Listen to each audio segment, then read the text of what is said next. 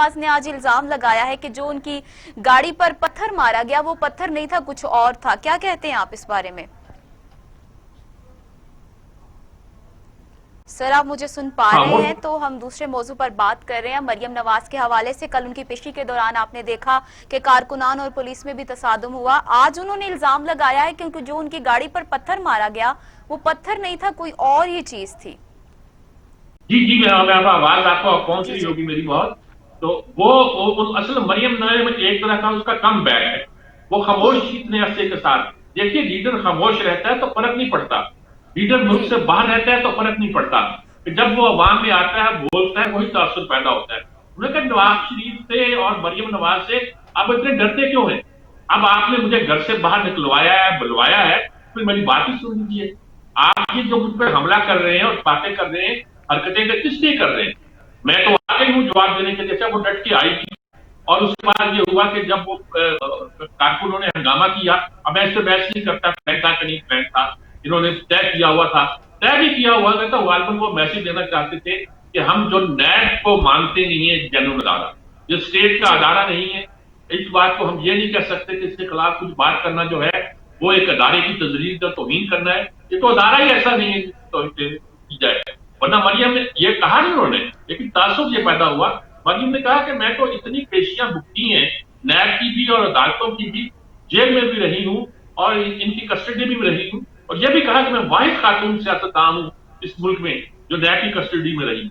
और नैब की कस्टडी में जब मुझे ले जाया गया तो उनको यह पता नहीं था मुझे रखे कहां। औरतों को रखने का कोई सेल मौजूद ही नहीं था। यानी ये तक सूरत पैदा हुई थी। तो उन्होंने गोया अपना पुरानी कहानी भी बता दी, नया नक्शा भी बता दिया। और ये भी कहा कि अगर आपने अब बुलाया है तो भुगते, मुझे पता है आप डरते। और उन बड़े एक तरीके के साथ। लेकिन मेरा ख्याल है कल मरियम की प्रेस कॉन्फ्रेंस थी, वो ज्यादा कॉन्फिडेंट। और उन्होंने कहा कि नवाज शरीफ ने जो अपना काम करना था कर दिया और जी अपना किरदार अदा कर दिया। और जब वो मुल्क में आएंगे तो आपको मालूम हो जाएगा कि उससे क्या साथ बनते हैं। यानी वो बहुत कॉन्फिडेंट थी। और ये सारी बातें करने के बाद उन्होंने बताया कि उनकी गाड़ी पर एक शीशा उनका जो टूटा, तस्वीर में दिखाई, ये पत्थर मारा जी गया है। राना सनाउल्लाह ने डांट के कह दिया कि साहब ये पत्थर नहीं हो सकता। बुलेट प्रूफ गाड़ी थी जो मरियम ने उस वक्त कहा था। और आज मरियम ने वजाहत भी की, मेरी गाड़ी नहीं है, मियां साहब की गाड़ी है, मेरे बाप की गाड़ी है। बाप की गाड़ी में बेटी जाती है तो ये नहीं पूछा जाता कि आप बाप की गाड़ी में क्यों आए। ये तो होता है। लेकिन उन्होंने कहा कि जो पत्थर मारा गया, राना सनाउल्लाह ने कहा, वो पत्थर नहीं लगता। बुलेट प्रूफ गाड़ी के शीशे को कोई पत्थर जो है तोड़ नहीं सकता, उसमें सुराख नहीं कर सकता। ये तो कुछ और चीज है। ऊपर से शायद कोई लेजर गन मारी गई है या क्या किया गया है, क्योंकि हो सकता था उस पर कहते हैं कि गोली कहाँ है, आवाज क्यों नहीं आई, वगैरह वगैरह, इस तरह की बातें। तो आज मरियम ने उसको रिपीट किया, तस्वीर भी जी जारी की। और तस्वीर जारी करने के बाद देखिए उन्होंने सारा इमोशनल का, एक तो आज तस्वीर जारी की और करने के बाद कहा ये तो मुझे बाद में क्लिक किया गया था, मुझे निकाला गया, मेरे खिलाफ कार्रवाई करनी चाहते थे। वो कौन सा पत्थर है जो बुलेट प्रूफ गाड़ी के शीशे में छेद करते हैं, वो तो मुझे बताइएगा। अच्छा, जाहिर है कि ये एक सेलेबल एक स्टेटमेंट है जो लोगों को एक्सेप्ट की है, पसंद भी करते हैं, अच्छा भी लगता है, उन्होंने सुनी भी होगी। अच्छा, सारा केस बदल गया। और सारा केस एक इससे बदला, दूसरा कमाल हो गया कि इन्होंने जो पता नहीं 100-150 कितने बंदों के खिलाफ केस बनाए हैं और जिनको जी आज हथकड़ियां पहनाकर ये कोर्ट में लाए हैं, और वहां उनमें राना तनवीर का नाम भी। तो हाँ राना जी बिल्कुल। तनवीर जो कल असेंबली में मौजूद थे, तो आज ख्वाजा हसन ने तनवीर करते हुए कहा कि देखिए आप अजीब का मुकदमा बनाते हैं। आप राना सनाउल्लाह मेंबर कौमी असेंबली के खिलाफ तनवीर के खिलाफ मुकदमा बनाते हैं। वो तो यहाँ मौजूद थे और स्पीकर आपके चैम्बर में भी थे, तो वहां उन्होंने बना दिया, जिस पर शाह महमूद कुरैशी को वजाहत करना पड़े कि अगर ये ऐसा हुआ जी है। फिर उन्होंने वो कहानी गढ़ी कि ये कैसे हुआ कि उसकी गाड़ी में पत्थर भी थे, मरियम नवाज पत्थर साथ लेके आई थी, गोया सारी कहानी किस्सा बनाया। उन्होंने भी कोशिश की, लेकिन लगता है कि इस पे मरियम ने बिल्ड भी किया है। और ये जो फयाज चौहान वगैरह कह रहे हैं कि अपने चचा को और अपने कजन हमजा को एक तरह मतलब उनका कि शहबाज शरीफ का जो नैरेटिव है वो मार खा गया है। अच्छा, तो आपको क्या मोहब्बत है शहबाज शरीफ से? यानी कि आप ये कहना चाहते हैं कि शहबाज शरीफ हमारे साथ गुफ्तगू कर रहे थे, हमारे साथ मुज़ाकरात में थे, हमारे साथ थे या एस्टेब्लिशमेंट के साथ थे, और मरियम नवाज ने कहा कि हट जाओ, हम हैं असल।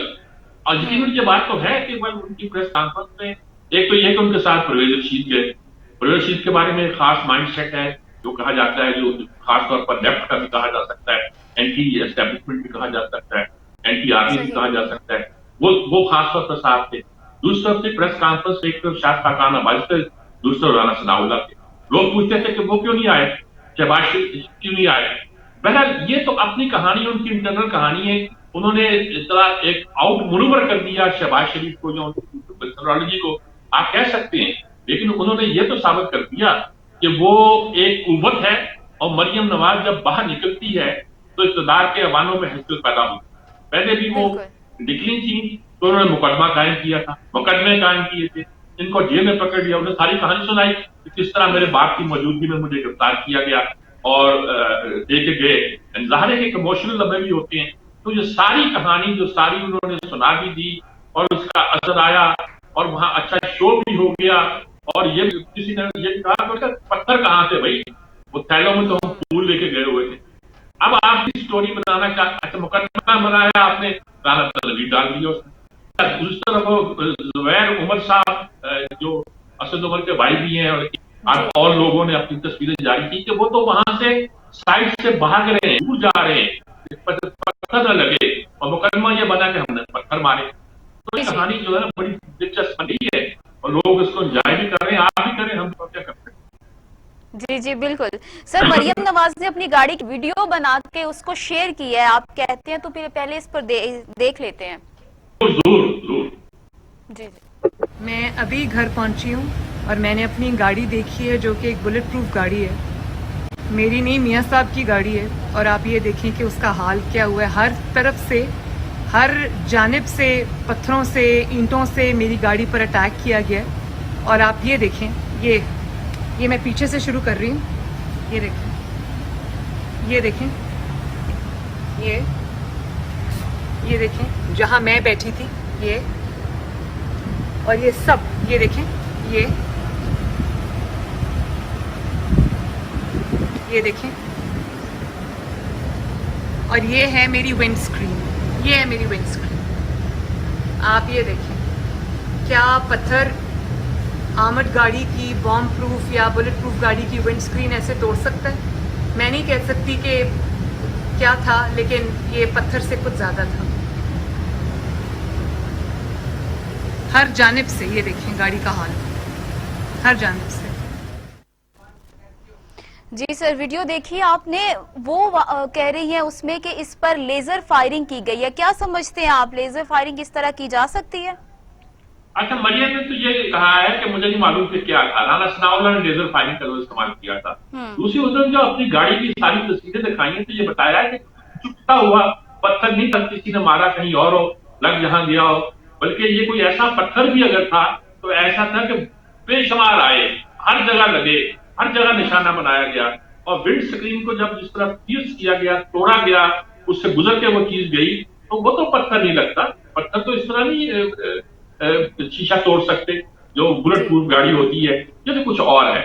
और इस कुछ और का राना सनाउल्लाह ने कहा कि लेजर से लगता है, ऊपर से अटैक हुआ नैब के साथ। तो ये सारे प्रॉब्लम में नैब को भी वो एक तरह का एम्बैरेसमेंट कर रहे हैं और अपनी बना के जो है ना पेश कर रहे हैं। ये बहरहाल अब सियासत में कुछ वाला है।